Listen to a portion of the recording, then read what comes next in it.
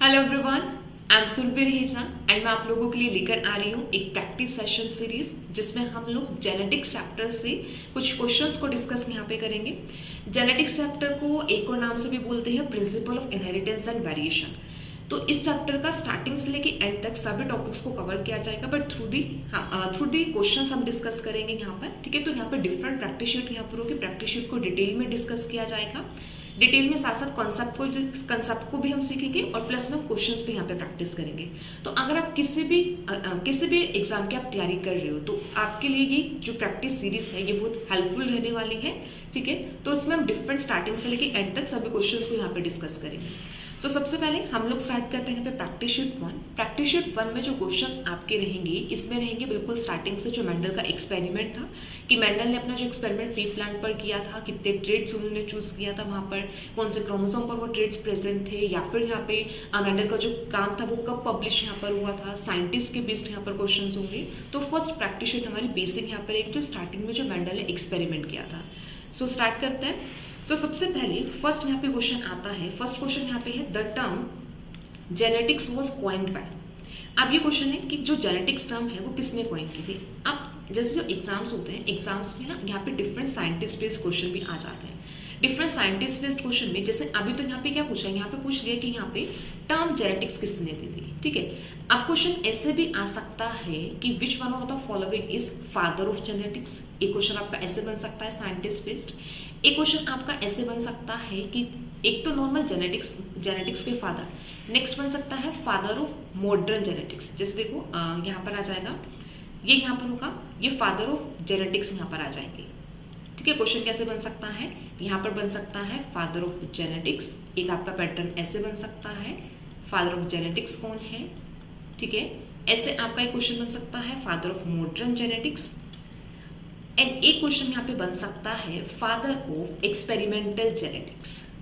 ठीक है, तीनों डिफरेंट साइंटिस्ट यहाँ पे रहने वाले हैं। तो क्वेश्चन बन जाता है कि father of genetics, father of modern genetics and father of experimental genetics. अब फादर ऑफ जेनेटिक्स हमें पता है कि फादर ऑफ जेनेटिक्स यहाँ पे कौन है, मेंडल। ठीक है, मेंडल यहाँ पर होंगे जिनको फादर ऑफ जेनेटिक्स बोला जाता है। तो बेसिकली जो जेनेटिक्स ब्रांच है बायो की वो डिस्कवर ही किसने की थी, मेंडल ने की थी। मेंडल ही पी प्लांट पे एक्सपेरिमेंट करके पूरा जेनेटिक्स मतलब इनहेरिटेंस के पैटर्न के बारे में बताया था। फिर नेक्स्ट आता है फादर ऑफ मॉडर्न जेनेटिक्स। अब जो मेंडल थे, मेंडल ने अपना काम तो किया बट उनका जो काम था वो इतना ज्यादा मतलब वाइडली पब्लिश नहीं हुआ था। तो उस टाइम पर पब्लिश नहीं हुआ, लेकिन बाद में लेटर मेंडल का काम को जब रिकॉग्नाइज किया गया तो काफी साइंटिस्ट थे जिन्होंने नोटिस किया। नोटिस करने के बाद फिर उन्होंने क्या किया, अलग अलग टर्म्स यहाँ पे जेनेटिक्स में थी, तो उसी के बेसिस पे यहाँ पे फिर फादर ऑफ मॉडर्न जेनेटिक्स है, फिर फादर ऑफ यहाँ पे एक्सपेरिमेंटल जेनेटिक्स यहाँ पर है। अब जैसे फादर ऑफ मॉडर्न जेनेटिक्स है और ये जो जेनेटिक्स टर्म दी थी इसके लिए एक ही साइंटिस्ट यहाँ पर, वो यहाँ पर बेटिसन।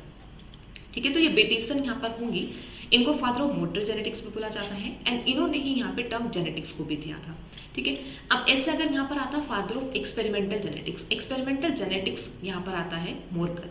तो मॉर्गन थे जिन्होंने ड्रोसोफिला, टीएच मॉर्गन इनका फुल नेम यहाँ पर आता है। इन्होंने यहाँ पे जो एक्सपेरिमेंट किया था, ड्रोसोफिला के ऊपर एक्सपेरिमेंट किया था और वहां से कंसेप्ट दिया था लिंकेज का, और इसलिए इनको यहाँ पे क्या बोलता है, फादर ऑफ एक्सपेरिमेंटल जेनेटिक्स यहाँ पर आता है। तो इस क्वेश्चन के अकॉर्डिंग आंसर यहाँ पे बेटिसन होगा।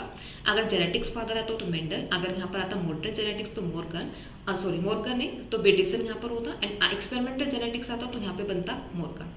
ठीक है, सो नेक्स्ट क्वेश्चन देखते हैं। नेक्स्ट क्वेश्चन है Mendel read out and presented his paper in the seminar of natural history society of Brunn. अब यहाँ पे क्या है कि मेंडल ने जब अपना काम किया, एक्चुअल में जो मेंडल का जो काम चला था वो कब चला था, वो कितने टाइम तक, 7 ईयर्स तक। 7 ईयर्स तक मेंडल ने यहाँ पे क्या किया था, अपना एक्सपेरिमेंट किया, एक्सपेरिमेंट ऑन पी प्लांट। अब 7 ईयर्स में अब इनका जो एक्सपेरिमेंट कंप्लीट हुआ 7 ईयर तक, ये 63 में इन्होंने अपना एक्सपेरिमेंट कंप्लीट कर लिया था। मतलब जो भी इनका एक्सपेरिमेंट था स्टार्टिंग से स्टार्ट किया, 7 ईयर कंप्लीट हुए, 1863 में एक्सपेरिमेंट कंप्लीट हुआ। अब फिर उसके बाद उन्होंने जो भी एक्सपेरिमेंट किया तो उन्होंने अपना पूरा रिजल्ट्स वगैरह वहाँ पे बनाए, रिजल्ट्स को कंपाइल किया, कंपाइल करके फिर उन्होंने अपना पेपर पब्लिश किया था। पेपर पब्लिश उन्होंने किया था सेमिनार ऑफ नेचुरल हिस्ट्री में। ठीक है, अब ये जो पेपर पब्लिश किया इन्होंने किया था 1865, मतलब इनको यहाँ पे 2 ईयर्स यहाँ पे लगे थे अपना पूरा का पूरा काम कंपाइल करने में, और फिर उसके बाद उन्होंने यहाँ पे क्या किया, पेपर पब्लिश किया 1865। तो इसका आंसर यहाँ पर होगा 1865 यहाँ पर आएगा। सो नेक्स्ट क्वेश्चन है Which one of the following Mendelian trait is present on 5th chromosome? अब यहाँ पे डिफरेंट कुछ कैरेक्टर्स यहाँ पे दिए हैं। अब इन कैरेक्टर्स के बेसिस पर बताना है कि इसमें से कौन सा जो मेंडेलियन ट्रेट है 5th क्रोमोसोम पर प्रेजेंट है। अब मेंडल ने यहाँ पे क्या किया, मेंडल ने 7 ईयर्स तक एक्सपेरिमेंट किया और यहाँ पर उन्होंने चूज किए थे 7 पेयर ऑफ कंट्रास्टिंग ट्रेट। ठीक है, क्या चूज किए थे यहाँ पे 7 पेयर ऑफ कंट्रास्टिंग ट्रेट यहाँ पे चूज किए थे। 7 पेयर ऑफ कंट्रास्टिंग ट्रेट, या फिर हम इसको 14 ट्रेट्स भी बोल देते हैं। ठीक है, 14 ट्रेट्स को मेंडल ने यहाँ पे चूज किया। अब ये जो मेंडल ने 14 ट्रेट्स को चूज किया था, अब ये जो ट्रेट्स है ये सब कहाँ पे प्रेजेंट थे, डिफरेंट क्रोमोसोम पर प्रेजेंट थे, क्योंकि ट्रेट मतलब कैरेक्टर रिस्पॉन्सिबल होगा ना। ट्रेट मतलब क्या होता है, ट्रेट हमारी ऑल्टरनेट फॉर्म ऑफ कैरेक्टर यहाँ पर होती है। ठीक है, वेरिएंट ऑफ कैरेक्टर यहाँ पर आता है ट्रेट। अब ट्रेट के लिए या फिर कैरेक्टर के लिए रिस्पॉन्सिबल यहाँ पे होंगे जीन्स, बेसिकली रिस्पॉन्सिबल होंगे, और वो जो जीन्स है वो कहाँ पे प्रेजेंट होंगे, क्रोमोसोम पर प्रेजेंट होंगे। तो मेंडल ने जो यहाँ पे ट्रेट या फिर जो कैरेक्टर्स चूज किए थे वो किस पे प्रेजेंट थे, वो 4 डिफरेंट क्रोमोसोम पर प्रेजेंट थे। ठीक है, 4 अलग अलग क्रोमोसोम्स थे, उन पे ये जो टोटल 7 कैरेक्टर्स है वो प्रेजेंट थे। अब इसमें से बताना है कि 5th क्रोमोसोम पर कौन सा कैरेक्टर यहाँ पे प्रेजेंट था। ठीक है, अब इसमें एक चीज देखो, अब हम एक टेबल यहाँ पे देखते हैं। अब इस टेबल में यहाँ पर आ जाता है कि जो इस टेबल में यहाँ पर देखो कुछ 7 यहाँ पे कैरेक्टर्स थे, जहाँ पे stem height, flower colour, flower position, pod shape, pod colour, seed shape, seed colour यहाँ पर होगा। ये 7 कैरेक्टर्स थे जो बेसिकली मेंडल ने चूज किया था। यहाँ पर इनके डोमिनेटिंग फॉर्म एंड यहाँ पर आ जाता है रिसेसिव फॉर्म यहाँ पर होगी। ठीक है, अब इसके साथ साथ ये यहाँ पर लिखा है कि कौन से क्रोमोसोम पर ये प्रेजेंट होगा। ठीक है, क्रोमोसोम पर देखो, जैसे यहाँ पे जो स्टेम हाइट है, स्टेम हाइट कौन से यहाँ पे 4th पे प्रेजेंट है, फ्लावर कलर 1st पर प्रेजेंट है। ठीक है, ये सब यहाँ पे के क्रोमोसोम नंबर। अब हमारा क्वेश्चन हमारा है कि यहाँ पे 5th जो यहाँ पर होगा, 5th नंबर पे कौन सा कैरेक्टर प्रेजेंट है। तो 5th पर यहाँ पे प्रेजेंट है पोड कलर। ठीक है, तो 5th पर यहाँ पे क्या प्रेजेंट होगा, 5th पर यहाँ पे पोड कलर यहाँ पे प्रेजेंट है। तो यहाँ पर राइट आंसर हमारा यहाँ पे क्या बनेगा, पोड कलर। ठीक है, पोड कलर यहाँ पर होगा जो 5th पर प्रेजेंट है। इसके अलावा हम और भी यहाँ पे कैरेक्टर्स देख सकते हैं कि कौन कौन से पोजीशन पर प्रेजेंट होंगे, कौन कौन से क्रोमोसोम पर प्रेजेंट होंगे। अब ये जो पोड पोजीशन यहाँ पे जो कैरेक्टर है ये मेंडल ने नहीं दिया था, तो ये मेंडल के कैरेक्टर्स में नहीं आता है। ठीक है, तो पोड शेप भी मेंडल के उसमें आता है, फ्लावर कलर भी आता है, बट 5th क्रोमोसोम पर जो प्रेजेंट होगा वो पोड कलर यहाँ पर होगा। सो नेक्स्ट क्वेश्चन देखते हैं। नेक्स्ट है, who among us the following find out the original paper of Mendel and quoted published in Flora। अब फ्लोरा एक यहाँ पे एक जर्नल यहाँ पर है, बहुत फेमस जर्नल यहाँ पर होता है फ्लोरा। ठीक है, अब जो मेंडल का काम था, मेंडल ने अपना काम कर दिया, 1865 में पब्लिश भी कर दिया, लेकिन साइंटिस्ट ने नोटिस नहीं किया टिल 1900 तक। और 1884 में मेंडल की डेथ भी हो गई थी। ठीक है, मेंडल डाई हो गए थे वो 1884 में। ठीक है, अब उसके बाद फिर क्या हुआ था, उसके बाद 1900 में जो मेंडल थे 1900s में, अब 3 साइंटिस्ट आए थे, तीनों साइंटिस्ट ने इंडिपेंडेंटली मेंडल के वर्क को रीडिस्कवर किया। और वो 3 साइंटिस्ट थे, डीवराइस, कार्ल कोरेंस एंड टिशमार्क। ये 3 साइंटिस्ट थे। अब इन तीनों में से भी जो साइंटिस्ट थे जिन्हें मेंडल का ओरिजिनल पेपर मिला था और उन्होंने उनके पेपर को फ्लोरा जर्नल में पब्लिश किया था, वो यहाँ पर थे डीवराइस। तो राइट आंसर इसका यहाँ पर होगा डीवराइस। अगर यहाँ पर आता कि मेंडल के काम को वो कौन से 3 साइंटिस्ट है जिन्होंने रीडिस्कवर किया था, तो ये तीनों साइंटिस्ट है जिन्होंने मेंडल के वर्क को रीडिस्कवर किया था। ठीक है, लेकिन यहाँ पर जो पब्लिश किया था फ्लोरा में, यहाँ पर जिसको ओरिजिनल पेपर मिला था वो यहाँ पे था डीवराइस। तो एक्चुअल में ऐसा ही हुआ था कि 1884 में उनकी डेथ होगी, 1900s में उनका यहाँ पे क्या हुआ, मतलब उनके वर्क को रिकॉग्निशन यहाँ पे मिली, और फिर 1902 में ही उनका पेपर पब्लिश हुआ था। ठीक है, रिकॉग्निशन होने के बाद 1902 में फ्लोरा में उनका पेपर को, मतलब फ्लोरा जर्नल में बेसिकली पब्लिश किया गया था। उसके बाद फिर सब साइंटिस्ट को पता लगा था कि हाँ मेंडल ने कुछ काम किया। सो नेक्स्ट आता है, next question, an allele is the. अब क्वेश्चन है पूछे कि एलील यहाँ पे क्या होता है। ठीक है, देखो एलील, अब हम एलील टर्म बहुत यूज करते हैं। अब सिंपल सा एक चीज समझो, जब हम क्या करते हैं, जीन की बात करते हैं। ठीक है, जीन हमारा यहाँ पर क्या होता है, जो किसी भी कैरेक्टर के लिए कोड करेगा। ठीक है, जीन हमारा यहाँ पे एनकोड करता है, एनकोड फॉर अ कैरेक्टर। ठीक है, ये किसके लिए कोड करेगा, एनकोड फॉर अ कैरेक्टर। अब कैरेक्टर देखो, कैरेक्टर कैसे हो सकता है, अगर हम कैरेक्टर का एग्जांपल ले, कैरेक्टर का जैसे मैंने एग्जांपल यहाँ पे लिया, जैसे जो मेंडल ने कैरेक्टर चूज किया उसका एग्जांपल यहाँ पर आया स्टैम हाइट। ठीक है, एक हाइट एक कैरेक्टर ले लिया, हाइट भी किसकी यहाँ पर होगी, स्टैम हाइट। ठीक है, अब ये जो हाइट है, हाइट यहाँ पे 2 फॉर्म में हो सकता है, जैसे मेंडल ने देखा था कि प्लांट, पी प्लांट यहाँ पे क्या हो सकता है, टोल भी हो सकता है, एंड पी प्लांट यहाँ पे क्या हो सकता है, ड्वार्फ। ड्वार्फ हो सकता है, या फिर इसी को हम क्या बोल देते हैं कि क्या हो सकता है, शॉर्ट। ठीक है, या तो शॉर्ट हाइट होगी या फिर कैसे हो सकती है, टॉल। अब देखो कैरेक्टर क्या है, कैरेक्टर यहाँ पे हमारा है हाइट। ठीक है, अब ये दो फॉर्म में एग्जिस्ट कर रहे हैं। दो फॉर्म कौन से यहाँ पे, एक टॉल फॉर्म और एक यहाँ पे क्या, शॉर्ट, मतलब ड्वार्फ फॉर्म यहाँ पर है। तो अब ये जो फॉर्म हुई, मतलब किसकी फॉर्म यहाँ पर है, कैरेक्टर की फॉर्म यहाँ पर है। इसी को यहाँ पे क्या बोल दिया, ट्रेट। यही तो हमारे यहाँ पर क्या होगी, ट्रेट होगी। तो कैरेक्टर क्या हुआ, कैरेक्टर मतलब जैसे हाइट, तो ट्रेट यहाँ पे क्या बनेगा, जैसे टॉल एंड ड्वार्फ, मतलब टॉल एंड शॉर्ट हाइट यहाँ पे क्या हो जाएगी, ट्रेट यहाँ पर होगा। अब जब भी हम कैरेक्टर की बात करते हैं तो कैरेक्टर को एनकोड करने के लिए यहाँ पर क्या होते हैं, जीन। ठीक है, जैसे हाइट के लिए कोई जीन प्रेजेंट है। ठीक है, अब ऐसे जब हाइट के लिए कोई जीन प्रेजेंट होगा तो अगर हम इसको और डिटेल में देखें तो ट्रेट के लिए जीन प्रेजेंट, ट्रेट के लिए भी तो कुछ ना कुछ प्रेजेंट होगा ना, यहाँ पे जो क्या करता है, कोड यहाँ पे करेगा। ठीक है, अब ट्रेट के लिए जो एनकोड करते हैं वो यहाँ पर होता है एलील। तो एलील हमारे आते हैं जो ट्रेट के लिए कोड करेंगे, और हमारा यहाँ पे जो कैरेक्टर के लिए कोड करता है वो यहाँ पर क्या होता है, जीन।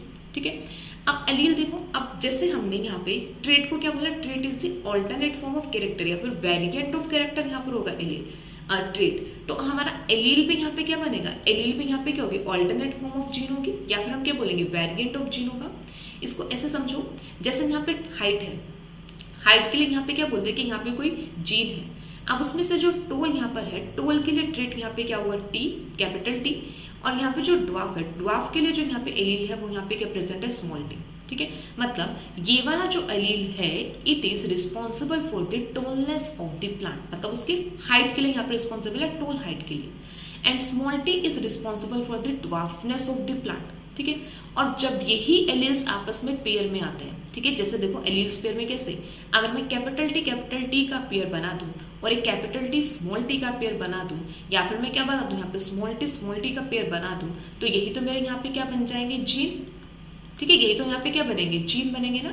तो ये जो यहाँ पे है सिंगल जो यहाँ पर होगा वो हमारा एलील है, यही एलील आपस में पेयर में आता है, पेयर अप करके यहाँ पे क्या बनाता है, जीन। और इसी से ही हमारा यहाँ पे डिसाइड होता है फिनोटाइप ऑफ एन ऑर्गेनिज्म। जैसे अब ये जो यहाँ पे किसके लिए रिस्पॉन्सिबल यहाँ पर होगा, टोल फिनोटाइप के लिए, ये भी यहाँ पे रिस्पॉन्सिबल होगा टोल फिनोटाइप के लिए। रीजन, क्योंकि यहाँ पे टोल यहाँ पे क्या प्रेजेंट है, एलील यहाँ पे क्या प्रेजेंट है, डोमिनेटिंग एलील यहाँ पे प्रेजेंट है। कैपिटल टी हमारा डोमिनेटिंग एलील है, तो फिनोटाइप हमारा किससे डिसाइड होता है, डोमिनेटिंग एलील से ही डिसाइड होता है। ऐसे स्मॉल टी यहाँ पर क्या होगा, स्मॉल टी हमारा यहाँ पर किसके लिए रिस्पॉन्सिबल है, मतलब ये यहाँ पे फिनोटाइप क्या देगा, शॉर्ट फिनोटाइप यहाँ पे देगा, या फिर हाइट कैसे देगा, शॉर्ट यहाँ पे हाइट देगा, या ड्वार्फ यहाँ पे प्लांट होगा। ठीक है, तो अब ये जो जब भी हम पेयरिंग की बात करते हैं तो हमारा जीन होगा, जब हम एक सिंगल की बात करेंगे तो ये यहाँ पे क्या होगा, एलील। और एलील एक्चुअल में है कि जीन के ही ऑल्टरनेट फॉर्म है, मतलब ये जो जीन है, अब जीन में यहाँ पे कैपिटल टी एलील भी आ सकता है और यहाँ पे स्मॉल टी एलील भी यहाँ पर आ सकता है। तो राइट आंसर यहाँ पे क्या होगा, ऑल्टरनेट फॉर्म ऑफ जीन। ठीक है, तो एलील हमारा यहाँ पे क्या होता है, alternate form of gene. Alternate form of character, अगर यहाँ पे ट्रेट आता तो ट्रेट हमारे यहाँ पे क्या बनता ऑल्टरनेट फॉर्म ऑफ कैरेक्टर। ठीक है, सो नेक्स्ट आता है emasculation of plant is done when. अब इमेस्कुलेशन क्या होता है, इमेस्कुलेशन बेसिकली होता है हमारा जब हम स्टैमन्स को रिमूव कर देते हैं, या फिर मेल पार्ट को किसी भी प्लांट से रिमूव कर देंगे तो हमारा वहां पर क्या होता है, इमेस्कुलेशन, स्टैमन्स रिमूवल। स्टैमन को रिमूव करना इज द इमेस्कुलेशन। अब सिंपल से एक चीज देखो, अब जैसे मेंडल है, मेंडल ने क्या चूज किया था, मेंडल ने पी प्लांट को चूज किया। अब पी प्लांट के एक सेल्फ पोलिनेटिंग फ्लावर्स है, मतलब उसमें सेल्फ पोलिनेशन होती है। ठीक है, अब मेंडल को क्या करवाना था, मेंडल को करवानी थी क्रॉस पोलिनेशन। क्रॉस पोलिनेशन, अब मेंडल के जो प्रूफ हम क्या पढ़ते हैं, यही तो पढ़ता है ना कि जो टोल प्लांट होगा यही तो होता है कि हमारे पास यहाँ पे क्या है, एक टोल प्लांट यहाँ पर होगा। ठीक है, जैसे कि टोल है, इस टोल के यहाँ पे क्रॉसिंग होती है किसके साथ, शॉर्ट प्लांट के साथ। यही मेंडल का एक्सपेरिमेंट है। अब ये जो टोल और शॉर्ट, ये दो डिफरेंट प्लांट हो गए, अब इनके बीच में यहाँ पर क्या होगी, क्रॉसिंग होगी, मतलब क्रॉस पोलिनेशन यहाँ पर होगा। अब ये क्रॉस पोलिनेशन आर्टिफिशियली करवाई जाती है, मतलब नेचुरल फिनोमेना नहीं है पी प्लांट पे, पी प्लांट में आर्टिफिशियली करवाई जाएगी। अब आर्टिफिशियली क्रॉस पोलिनेशन हम कैसे करवा सकते हैं किसी भी प्लांट में, क्या करो, वहाँ पे एक प्लांट है, उस प्लांट पे क्या होगा, एक मेल पार्ट होगा, एक फीमेल पार्ट होगा। एक्चुअल में होता क्या है, मेल पार्ट यहाँ पे क्या होगा, स्टैमन। स्टैमन क्या करेगा, पोलन ग्रेन्स को रिलीज करेगा। फिर वो जो पोलन ग्रेन्स है वो कहाँ पर जाते हैं, जो स्टिग्मा होगा, स्टिग्मा पर लैंड करते हैं, स्टिग्मा पर लैंड करेंगे, पोलन ट्यूब बनेगी, फिर क्या होगी, फर्टिलाइजेशन यहाँ पर होगी। तभी तो हम यहाँ पे क्या होते हैं, मेनली पोलिनेशन ये होगा, ट्रांसफर होना, फिर फर्टिलाइजेशन यहाँ पर होगी। ठीक है। अब मेंडल को क्या करना है, मेंडल को टोल और शॉर्ट प्लांट के बीच में क्रॉसिंग करवानी है। क्रॉसिंग कैसे होगा, टोल प्लांट मतलब मेल और फीमेल डिसाइड होगा, मेल जो प्लांट होगा उसका क्या करेगा, फिर वहां से पोलन ग्रेन्स लेगा, शेड करवा देगा क्या, फीमेल पार्ट पे, किसके जैसे, सपोज यहाँ पे टोल प्लांट के ले लिया, टोल प्लांट का यहाँ पे स्टैमन लिया, स्टैमन के वहां पे क्या किया, पोलन ग्रेन्स को लिया, पोलन ग्रेन्स से फिर वहां पे ड्वार्फ जो प्लांट होगा वहां पे क्या कर दिया, जो पोलन ग्रेन्स है उनको वहां पे शेडिंग करवा दी। ठीक है, अब एक चीज समझो, अब यहाँ पे क्या है, अब ये जो शॉर्ट प्लांट होगा, शॉर्ट प्लांट का हम फीमेल पार्ट ले रहे हैं, टोल का हम यहाँ पे क्या ले रहे हैं, पोलन ग्रेन्स ले रहे हैं। अब शॉर्ट प्लांट के फीमेल पार्ट भी तो होगा ना, उसका फीमेल पार्ट भी है, तो चांसेस ये भी तो है कि शॉर्ट के पोलन ग्रेन्स ही शॉर्ट के फीमेल पार्ट पर चले जाए। तो वहां पे हमें क्या करना पड़ेगा, हमें पहले उस मेल पार्ट को रिमूव करना पड़ेगा ना, ये एंश्योर करने के लिए कि हमारा सिर्फ टोल प्लांट के ही पोलन ग्रेन्स कहाँ पर जाए, शॉर्ट प्लांट पर जाए। तो वो चीज करने के लिए हमें क्या करना पड़ेगा कि जो शॉर्ट प्लांट है, अगर हम उसका फीमेल पार्ट चूज कर रहे हैं तो हम क्या चाहेंगे कि उसका मेल पार्ट वहां से हट जाए, मतलब स्टैमन वहां से रिमूव हो।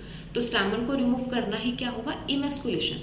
तो क्रॉस जो पोलिनेशन करवाई जाती है, फिर जो क्रॉसिंग हम करते हैं दो अलग अलग प्लांट में, तो उन प्लांट में डिजायर्ड क्रॉसिंग करने के लिए हम क्या करते हैं, जिसका भी फीमेल कंसिडर करते हैं उसके पहले मेल को रिमूव कर देते हैं। ठीक है, उसी के प्लांट की मेल को रिमूव कर देंगे, तो स्टैमन को रिमूव करेंगे।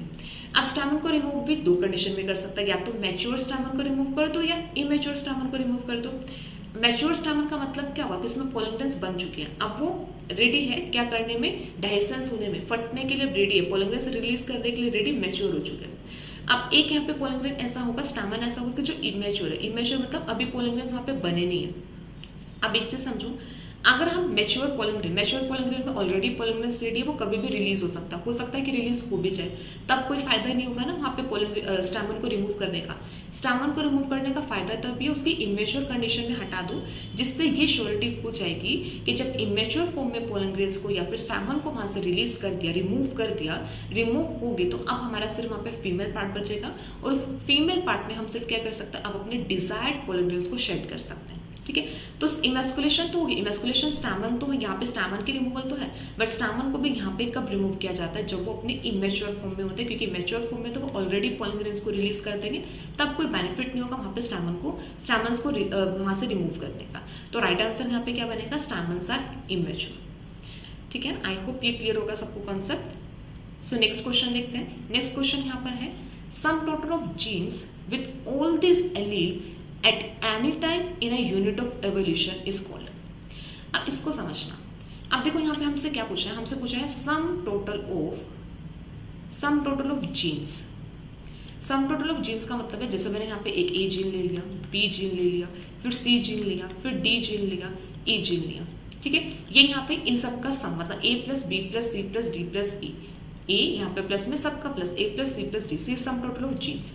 सम total of gene with all these alleles, मतलब जैसे ए जीन का यहाँ पे एलील क्या है, कैपिटल ए स्मॉल ए, फिर बी का एलील यहाँ पर होगा कैपिटल बी, फिर यहाँ पर क्या होगा स्मॉल बी, फिर सी का एलील क्या है, कैपिटल सी, स्मॉल सी यहाँ पर है, डी के भी यहाँ पे एलील प्रेजेंट होंगे, capital D, small D, and E का भी एलील प्रेजेंट है यहाँ पे, capital E and small E, और कर दिया इन सब का सम। ठीक है, कर दे इन सब का सम। अब ये बताना, ये तो हो गया हमारे यहाँ तक मीनिंग क्या कि sum total of genes with all this allele, ये जीन प्लस में इनके एलील्स, इन सब का टोटल। ठीक है, इन सब का टोटल यहाँ पर होगा at any time in a unit of evolution. अब एक चीज समझना, जब भी हम यहाँ पे, अब हम किसकी बात कर रहे हैं, अब हम एवोल्यूशन की बात कर रहे हैं। ठीक है, एवोल्यूशन यहाँ पर होगा यूनिट ऑफ, अब जो एवोल्यूशन है, एवोल्यूशन हमारा किस में होगा, हम किसी भी पॉपुलेशन लेवल की स्टडी करें तभी तो हम एवोल्यूशन बता पाएंगे ना। ठीक है, unit of evolution at any time in a unit of evolution, मतलब हम एक पॉपुलेशन को स्टडी कर रहे हैं और उस पॉपुलेशन में हम एवोल्यूशन की स्टडी कर रहे हैं कि कैसे वो पॉपुलेशन चेंज कर रही है, क्या पैटर्न वहां पर रहेगा। ठीक है, इस चीज को हम स्टडी कर रहे हैं। इंडिविजुअल लेवल पर भी एवोल्यूशन होता है, लेकिन अगर हम एक मास लेवल पे देखें किसी भी एक ऑर्गेनिज्म में या फिर किसी भी एक स्पीशीज में, जो हमें मास लेवल पर एवोल्यूशन देखने को मिलता है ना, वो हमें पॉपुलेशन लेवल पर ही देखने को मिलता है। पॉपुलेशन लेवल पर ही कुछ मेजर चेंज आएगा, तब हम क्या बोलते हैं कि पूरी की पूरी स्पीशीज इवोल्व होगी। ठीक है, इंडिविजुअल लेवल पर जो चेंजेस आता है वो हम उसको लार्ज लेवल पर स्टडी कर सकते हैं, लार्ज लेवल पर हमें दिखेगा नहीं वो। ठीक है, सिंपल सा है, कोई भी ऑर्गेनिज्म अगर वो पूरा, सपोज वहाँ पे कोई 100 ऑर्गेनिज्म वहाँ पर है, ठीक है, सिंपल से इसको ऐसे समझो, 100 ऑर्गेनिज्म है, 100 में से हुआ क्या कि जो 90 इंडिविजुअल्स हैं, 90 इंडिविजुअल्स में कुछ चेंज यहाँ पे देखने को मिला, तो तभी तो हमें पता लगेगा कि इस पॉपुलेशन में कुछ ना कुछ एवोल्यूशन यहाँ पर हुआ।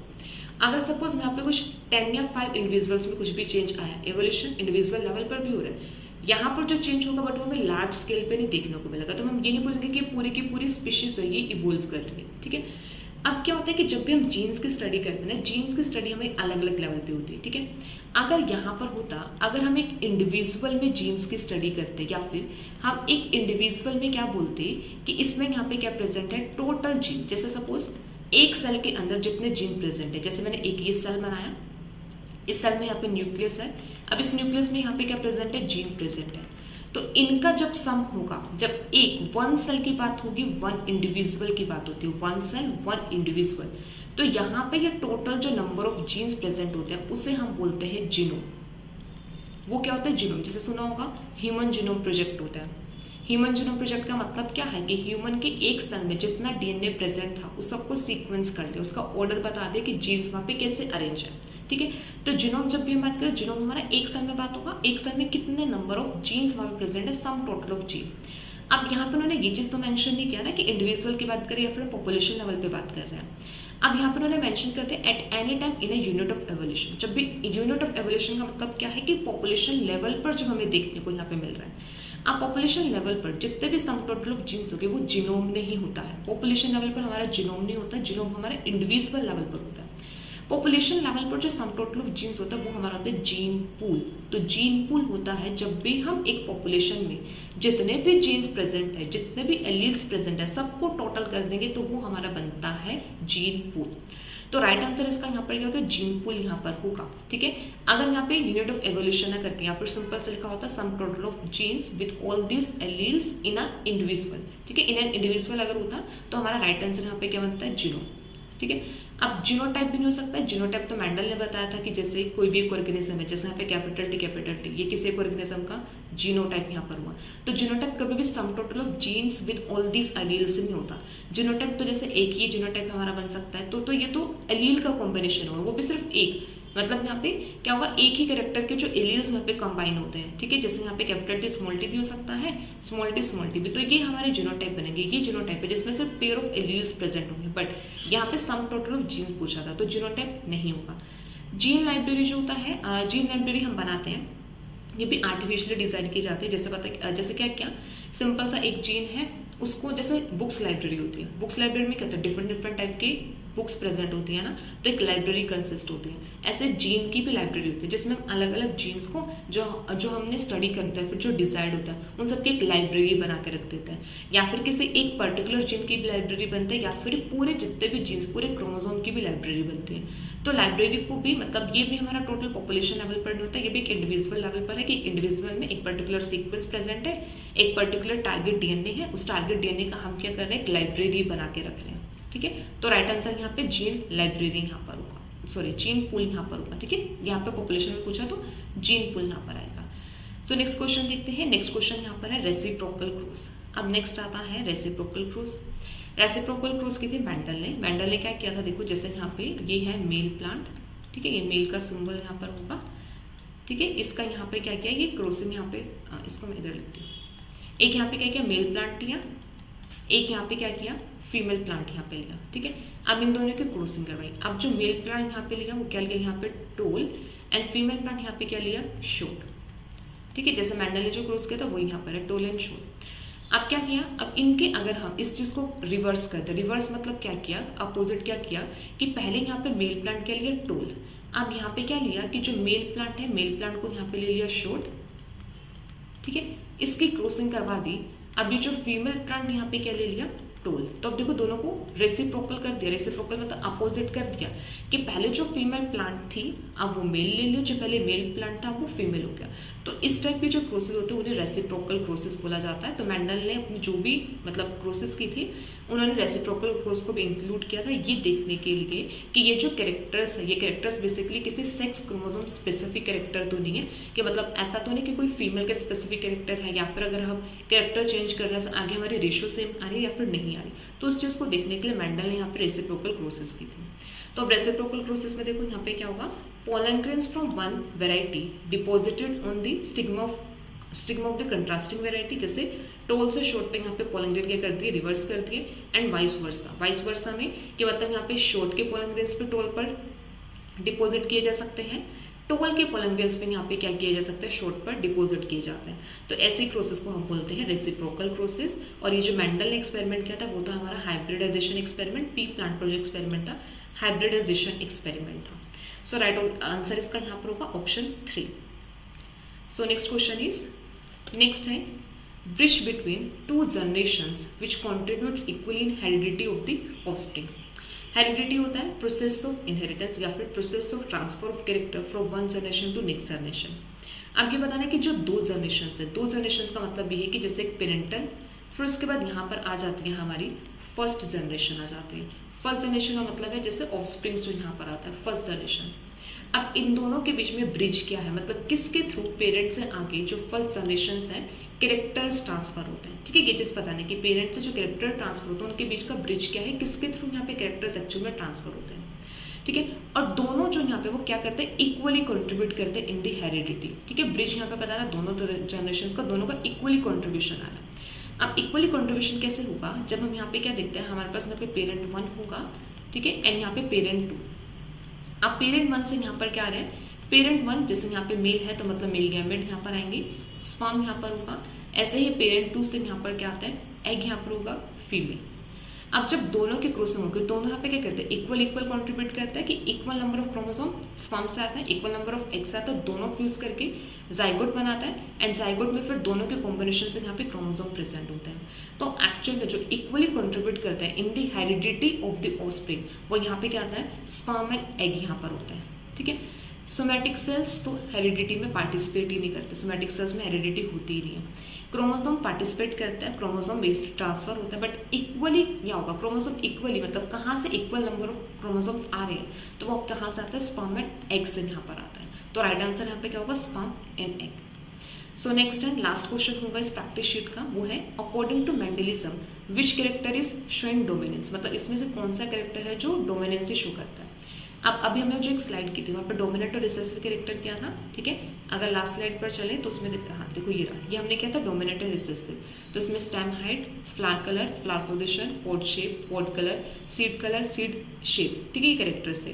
Toll, violet, axial, inflated, green, round and yellow, ये सब हमारे डोमिनेटिंग कैरेक्टर, ये सब रिसेसिव। बस ऑप्शंस में देखना है कि कौन सा कैरेक्टर यहाँ पर आ जाएगा, ठीक है, जो यहाँ पर डोमिनेंस को शो करता है।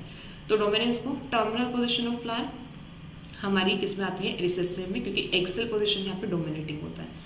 Green colour in seed could भी रिसेसिव कैरेक्टर है, क्योंकि येलो कलर जो होता है यहाँ पे डोमिनेंट कैरेक्टर आता है। रिंकल्ड सीड भी यहाँ पे रिसेसिव कैरेक्टर है, क्योंकि राउंड सीड हमारे डोमिनेटिंग होते हैं। ग्रीन पॉट कलर यहाँ पे कैसा आता है, डोमिनेंट आता है, और येलो पॉट कलर हमारा क्या शो करता है, रिसेसिव शो करता है। तो राइट आंसर यहाँ पे क्या होगा, ग्रीन पॉट कलर यहाँ पर होगा। सो ये हमारे यहाँ पे प्रैक्टिस शीट 1 थी। आई होप आपको समझ में आया होगा, आपके ऑल डाउट्स क्लियर हुए होंगे। सो नेक्स्ट वीडियो में हम नेक्स्ट प्रैक्टिस शीट को देखेंगे। So thank you so much everyone.